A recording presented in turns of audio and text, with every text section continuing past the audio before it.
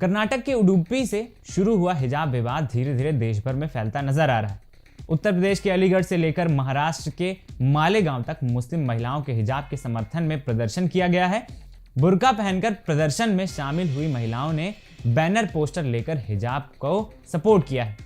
शुक्रवार को यूपी के अलीगढ़ में मुस्लिम महिलाओं ने हिजाब के समर्थन में विरोध प्रदर्शन किया। इस दौरान उन्होंने कहा कि हिजाब हमारा हक है, हम इसे नहीं उतारेंगे।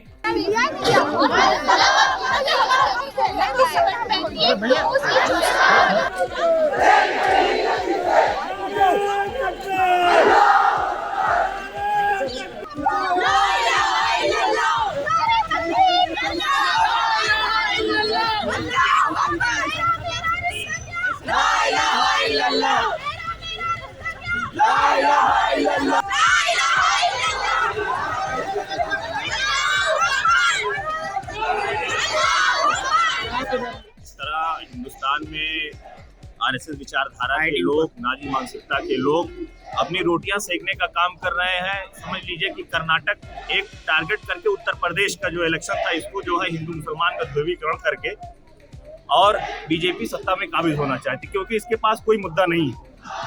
आप देख सकते हैं कि हिंदुस्तान में ना विकास का कोई काम ही नहीं हो रहा है, ना शिक्षा के काम में शिक्षा पे कोई काम हो रहा है, ना स्वास्थ्य पे काम हो रहा है। किस तरीके का बात एमयू जो है, हम ये मैसेज देना चाहते हैं जो हमें संविधान हक देता है। आर्टिकल 15(1), आर्टिकल 15(3), आर्टिकल 21 जो हमारा फंडामेंटल राइट है कि हम कुछ भी पहने, किसी भी पहनावे में हम रहें।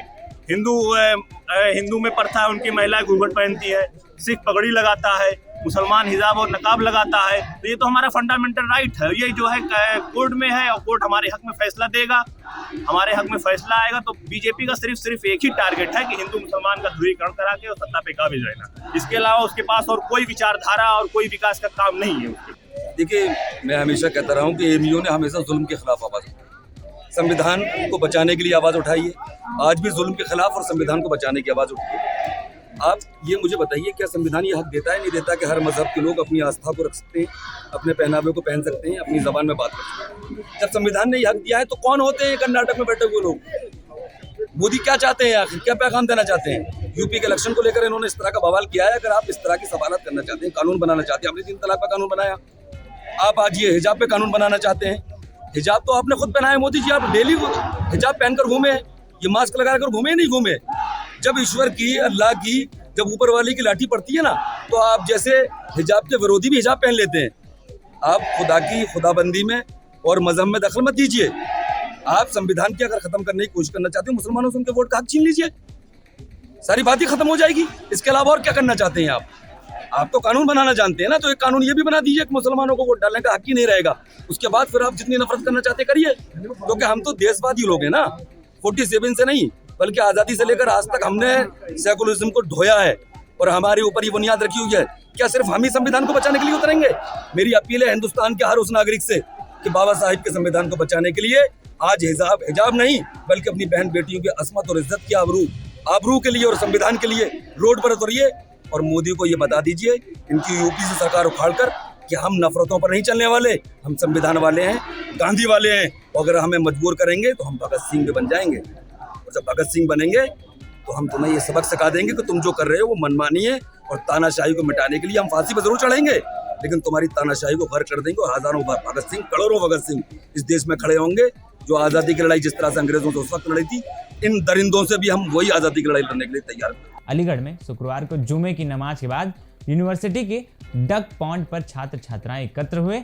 इसके बाद जुलूस की शक्ल में छात्र छात्राएं बाबा सैयद तक पहुंची। काफी तादाद में छात्र छात्राओं के अल्लाह अकबर के नारे लगाए। इससे पहले बुधवार को भी छात्र छात्राओं ने विरोध मार्च निकाला था।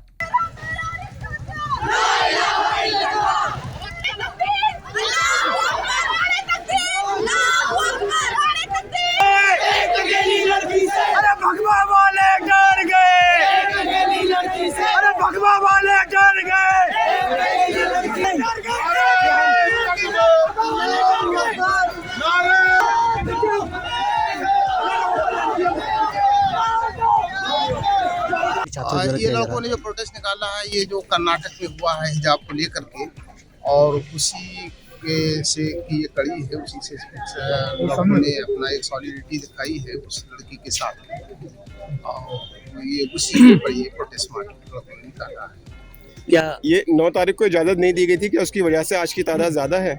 नहीं, तादाद की बात नहीं है, इजाज़त से, और चूँकि हमारे यहाँ इलेक्शन था 10 तारीख को और 9 तारीख को ये बच्चे निकालना चाहते, तो ये मुनासिब नहीं था। इसलिए हमने इन बच्चों से को एडवाइस किया था कि चूँकि इलेक्शन में एक बहुत बड़ा एक अहम मुद्दा है, मामला होता है, एक नेशनल फेस्टिवल की तरह से होता है, लिहाजा उस वक्त पर मौके के एतबार से बिल्कुल मुनासिब नहीं था कि कोई प्रोटेस्ट मार्च निकाला जाए जिसका कोई इलेक्शन और लॉ एंड ऑर्डर के ऊपर कोई इम्पैक्ट था। क्या आज की इजाज़त दी गई थी प्रोटेस्ट की? नहीं, आज भी कोई ऐसी इजाज़त की बात नहीं है, लेकिन ये लड़कों ने उसी दिन अपना कॉल किया था कि हम अपना एक एहतजाज दर्ज कराएंगे। उसी फ्रीडम के लिए प्रोटेस्ट कर रहे हैं, ये डेमोक्रेटिक कंट्री है। हमें लगता है कि हर किसी का अपना नजरिया है, अपना ओपिनियन है, हमारा राइट है, इंसान जो भी चाहे वो पहन सकता है। तो हिजाब भी उसी में आता है, हिजाब भी इसके लिए ऑपरेशन नहीं है हमारे लिए। हम फ्रीली चाहते हैं, हम अपने आप को प्रोटेक्टेड फील करते हैं, तो हमें राइट होना चाहिए, हम जो भी चाहे पहने। Thank you. क्या जिसमें एएमयू ड्रेस कोड के अंदर जैसे लगा हुआ है, तो उसका ये हिसाब शामिल होना चाहिए? एएमयू में कोई ड्रेस कोड नहीं है, यूनिवर्सिटी है। यूनिवर्सिटी में आपके लिए फ्रीडम है कि आप कुछ भी पहन सकते हैं, आप जीन्स भी पहन सकते हैं। मुझे लगता है जीन्स पहनना भी जिसकी अपनी मर्जी है वो पहन सकता है, कोई प्रॉब्लम नहीं है। लेकिन अगर हम किसी के ऊपर ऑपरेशन डाल दें, किसी के ऊपर थोप दें कि आप ये ड्रेस नहीं पहन सकते, ये एक्चुअल में ऑपरेशन है मेरी नजर में। मुझे लगता है जो चाह रहा है पहनना, जो चाह रहा है ऑब्जर्व करना, उसके लिए अपना फ्रीडम है, तो इसमें कोई प्रॉब्लम नहीं होनी चाहिए। जो प्रोटेस्ट है ये हिजाब के ऊपर है। जो हिजाब अभी एक लड़की को मतलब एक तरीके से एक आरएसएस वाले गुंडे जो मतलब देश का माहौल बिगाड़े हुए हैं, उस तरीके से ये माहौल जो क्रिएट किया गया है सिर्फ यूपी के चुनाव के लिए किया गया है, और इस चुनाव में शायद बीजेपी फायदा नहीं उठा पाएगी, क्योंकि लोग सब जानते हैं जो मेन मुद्दे हैं लोगों के, गरीबी, भुखमरी, रोजगारी, नौकरी, ये मेन मुद्दे हैं। ये हिजाब हिंदू मुस्लिम धर्म से बांटकर ये लोग आगे नहीं बढ़ सकते। लोग सब समझ गए हैं क्या मुद्दे चल रहे हैं, और इलेक्शन के टाइम पर अगर हिजाब का मुद्दा इन्होंने उठाया है तो जाहिर सी बात है कि कुछ न कुछ अपने ही लोगों को तोड़ने के लिए किया है। लेकिन लोग समझदार हैं, पहले से उन्हें नौकरी, रोजगार, खाना, कपड़ा, ये इस चीज़ की जरूरत है, ना कि हिजाब या किसी एक धर्म पर्टिकुलर मंदिर मस्जिद की फिलहाल जरूरत है। लेकिन जो हाई कोर्ट ने आदेश कर दिया गया जो तो प्रोटोकॉल का इसको लेकर, इस हिजाब को लेकर जो ड्रेस है उसको पहन के आना पड़ेगा, तो फिर किस तरीके से लड़ते हैं वो? तो मतलब देखिए, लोग इस मुद्दे को जो उठाए हुए हैं ना, ये पर्टिकुलर आरएसएस वाले, बीजेपी वाले, हिंदू वाले